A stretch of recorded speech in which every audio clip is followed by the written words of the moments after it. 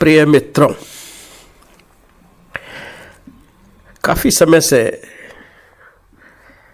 मैं एक बड़ी लॉन्ग स्टैंडिंग कफ और इन्फेक्शन से पीड़ित रहा। ऐसा मौसम अक्सर वृद्धों के लिए एक मुसीबत का कारण रहता है और रेस्पिरेटरी इन्फेक्शन या किसी दूसरी तरह के इन्फेक्शन हो जाना कोई आश्चर्य की बात नहीं होती। मैं भी इससे ग्रसित रहा। अब भी थोड़ा बहुत ग्रसित हूँ, लेकिन अब मैं ऐसी स्थिति में हूँ कि मैं आप लोगों से बातचीत कर सकता हूँ। आज का जो विषय मैंने चुना है वो एक बहुत पहले एक मित्र ने जो मेरे को कहा था, लिखा था, उसके आधार पे है। उन्होंने मुझे फ़ोन किया था और फ़ोन पे मुझे कहा कि मैंने आपका वीडियो एम्पाथ पर देखा और मुझे ऐसे लगा कि एम्पाथ तो बहुत दुखी आदमी होना चाहिए। आपकी इस पर क्या प्रक्रिया है? मैंने उन्हें कहा कि मैं तुरंत तो इसका कोई जवाब नहीं दे सकता, लेकिन निश्चित रूप से एक वीडियो इस पे बनाऊंगा। उसी निमित्त में आपके सामने हाजिर हूँ। सबसे पहले हम ये देखें कि एम्पाथ क्या होता है। हालांकि यह टर्म कोई ऑफिशियल साइकेट्री या साइकोलॉजी में उपयोग नहीं की जाती। इसका जो भाव है या अर्थ है वह यह है कि ये वो विशेष व्यक्ति हैं जो दूसरों के अनुभव को, दूसरों की फीलिंग को, दूसरों के इमोशंस को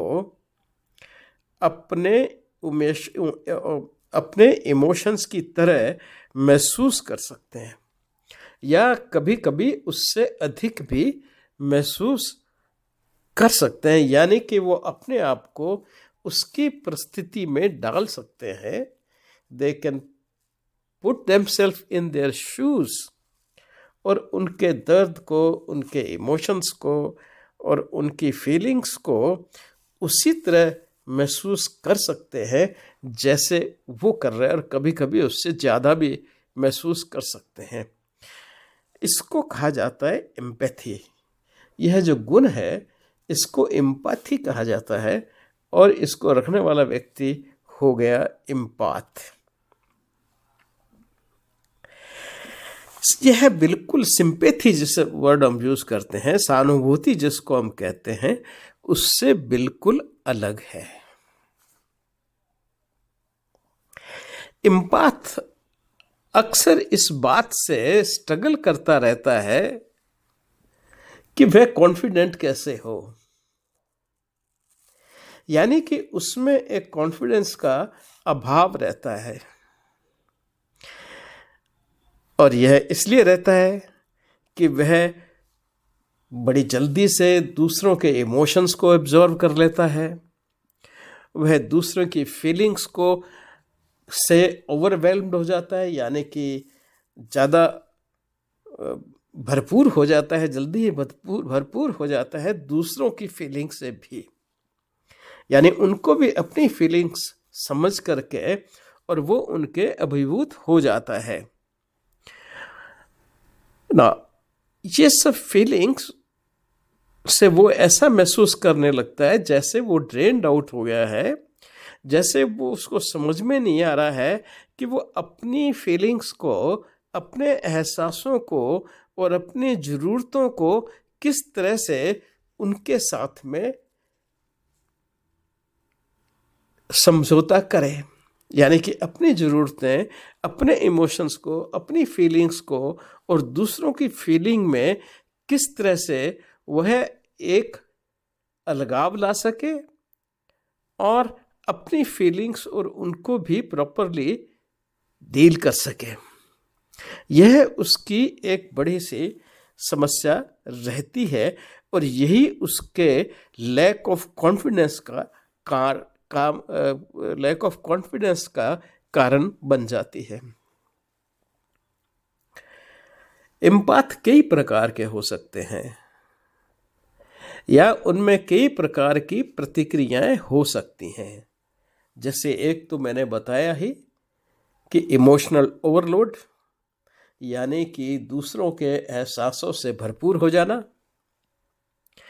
और दूसरी जो है, जो आप बहुत से लोगों में देखते होंगे जो कि एम्पाथ होते हैं, वह दूसरों को खुश करने की भावना से हमेशा ओतप्रोत रहते हैं। वह इतने दूसरों के इमोशंस, फीलिंग्स और नीड्स के साथ में जुड़ जाते हैं, इतनी जल्दी जुड़ जाते हैं कि वह उनको फुलफिल करने में उनसे ज़्यादा तत्पर हो जाते हैं और उनकी मदद करने को बहुत कुछ करना शुरू कर देते हैं। अब इससे क्या होता है कि कभी कभार फियर ऑफ कॉन्फ्लिक्ट क्रिएट होता है, जो उनके आत्मविश्वास को और कमज़ोर करता है। यानी कि व्यक्ति अपने इमोशंस को तो फील करता ही है, महसूस करता ही है जैसे या जिस इंटेंसिटी में वो हैं, लेकिन दूसरों के इमोशंस भी और फीलिंग्स को भी जब वो महसूस करने लगता है उसी तीव्रता के साथ में जिससे वो व्यक्ति अपने इमोशंस को फील कर रहा था, तो नेचुरली एक परिस्थिति जिसमें कन्फ्लिक्ट क्रिएट होता है अपने आप में, और वह उसके कॉन्फिडेंस को भी, लैक ऑफ कॉन्फिडेंस को भी क्रिएट कर सकता है।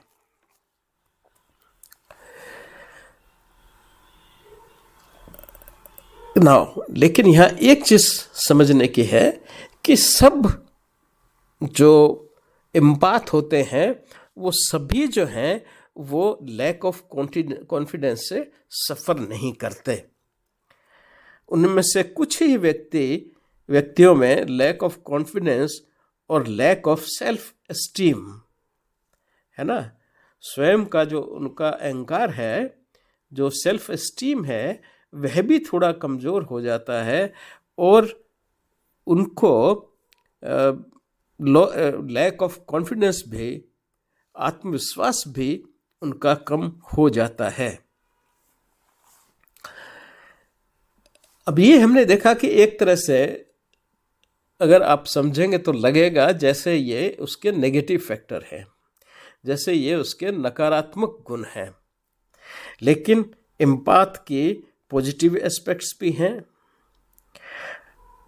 एम्पाथ जो है उसमें इमोशनल इंटेलिजेंस काफ़ी ज़्यादा होती है, डीप होती है और कंपैशन से, प्यार से, ममता से पूर्ण होती है, और इसलिए वह दूसरे व्यक्तियों से बड़ी तीव्रता से कनेक्ट हो जाता है, उनको समझ पाता है और उनसे संबंध स्थापित कर लेता है।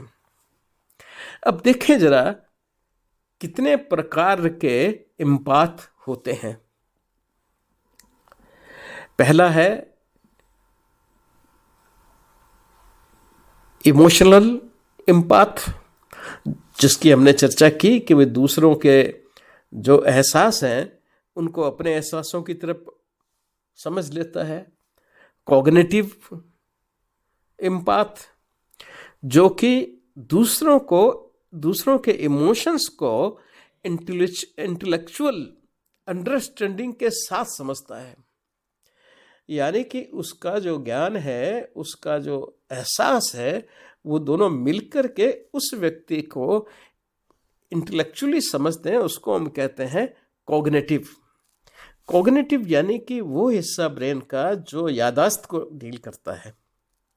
तो यानी कि इंटेलेक्चुअल जो है, इंटेलेक्चुअलिटी, मेमोरी और इमोशंस, ये तीनों ही इस व्यक्ति में प्रभावशाली रहते हैं। फिर हम कहते हैं इंट्यूटिव एम्पाथ। इंट्यूटिव एम्पाथ हम उसको कहते हैं जो कि दूसरों के इमोशंस को और इनसाइट्स को, उनके इमोशंस भी और आपकी इनसाइट्स भी, जो अपने आप एक प्राकृतिक रूप से, इंट्यूटिव मीन्स प्राकृतिक रूप से आप में, नेचुरल रूप से आप में यह गुण विद्यमान रहते हैं। यानी प्राकृतिक रूप से, यानी कि आपका जो इम्पाथ होना जो है वो इंट्यूटिव है, वो प्राकृतिक गुण है आपके व्यक्तित्व का, उसको हम इंट्यूटिव इम्पाथ भी कहते हैं। फिर फिजिकल इम्पाथ भी होते हैं। फिजिकल इम्पाथ हम उसको कहते हैं जो दूसरों के दर्द और फीलिंग्स दोनों को अपने पे महसूस करने में बहुत ही आसानी से उनको अप्रिशिएट कर लेता है, दूसरों की फीलिंग्स, दूसरों के दर्द, दूसरों की समस्याओं को, उसको हम कहते हैं फिजिकल इम्पाथ। यानी कि फिजिकल फीलिंग्स को भी इम्पाथ जो है, ये इम्पाथ जो है महसूस कर सकता है अपने आप में दूसरों की स्थिति को, फिजिकल स्थिति को। फिर हम कहते हैं डार्क इम्पाथ। डार्क इम्पाथ वो व्यक्ति है जिसमें इंसाइट और फीलिंग्स, उसको पता रहता है कि मेरे में ये इंसाइट और फीलिंग है कि मैं दूसरों के इमोशंस को समझ सकता हूँ, और अगर आप इमोशंस को समझ सकते हो तो फिर आप में नेचुरली उसके साथ उनका क्या कालांतर में जाके उनका क्या प्रभाव होगा वह भी आप समझने में समर्थ होते हैं। यानी कि आप वर्तमान में और भविष्य में भी उन गुणों का क्या प्रभाव होने वाला है, उन गतिविधियों का क्या प्रभाव होने वाला है, उसकी परिकल्पना भी कर सकते हैं। इसलिए अब इस ज्ञान को आप अपने लिए उपयोग करना शुरू करते हैं, यानी अपने फायदे के लिए इस कैपेसिटी को उपयोग करना शुरू कर देते हैं। तो ऐसी परिस्थिति को हम कहते हैं डार्क इम्पाथ। यानी कि आपकी जो एक नेचुरल कैपेसिटी है, अब आप उसका फायदा उठा करके दूसरों के इमोशंस को रीड करके और आप अपने बेनिफिट के लिए उसे उपयोग करते हैं, और उसमें ये परवाह नहीं करते कि उसका नुकसान होगा या फायदा होगा, वो आपका कंसर्न नहीं रहता। ऐसे व्यक्ति को हम डार्क इम्पाथ कहते हैं। इम्पाथ को ऑर्लोफ ने इस तरह से डिस्क्राइब किया कि यह एक बहुत ही दर्दनायक स्थिति है, दर्दपूर्वक स्थिति है, जिसमें बड़ी जल्दी आप दूसरों की भावनाओं को अप्रिशिएट कर सकते हैं, उतना ही नहीं जितना उस व्यक्ति को महसूस हो रहा है उससे भी ज़्यादा। यानी कि आप एक आवाज़ को जो उसको जो महसूस हो रही है उससे ज़्यादा इंटेंसिटी में, यानी कि voice is louder than what empath को फील हो रही है, यानी कि voice is louder than the other person. और दूसरी परिस्थिति में लाइट इज ब्राइटर देन, आप ब्राइटर लाइट इज ब्राइटर, यानी कि आप रोशनी को अत्यधिक रोशनी के रूप में ले सकते हैं, यानी कि उसके इमोशंस को आप अत्यधिक कई गुना ज़्यादा उसको महसूस कर सकते हैं। यह कैपेसिटी भी होती है। उसी से आपको दर्द महसूस होता है, उसी से आप ओवरलोडेड हो जाते हैं इमोशंस से, उसी से आप विचलित हो जाते हैं। यानी कि अपना दर्द तो है ही, दूसरों का दर्द भी आपने पकड़ के अपने साथ ले लिया, तो नेचुरली आपकी परिस्थिति कुछ खराब ही होगी। एम्पाथ हमेशा इमोशनल ओवरवेलमिंग, जैसे मैंने कहा, उससे सफ़र करते हैं, हमेशा ड्रेन्ड महसूस करते हैं। यानी कि वो महसूस करता है कि मेरे जैसे खुद के व्यक्ति के अपने जो इमोशंस हैं वो ड्रेन आउट हो रहे हैं, वो बह जा रहे हैं फालतू में, क्योंकि वह एक त्रिकालदर्शी की तरह उनके इमोशंस को महसूस कर सकता है, इसलिए उसको अपनी बाउंड्रीज सेट करने में बहुत दिक्कत होती है। हर व्यक्ति दूसरों से बातचीत करने में या किस सीमा तक व्यवहार करना है उसकी बाउंड्री सेट करता है, पर यहाँ ये व्यक्ति वो बाउंड्रीज सेट नहीं कर सकता, इसलिए वो एंजाइटी, डिप्रेशन, बर्नआउट एवं हेल्पलेसनेस की फीलिंग्स का शिकार भी हो जाता है।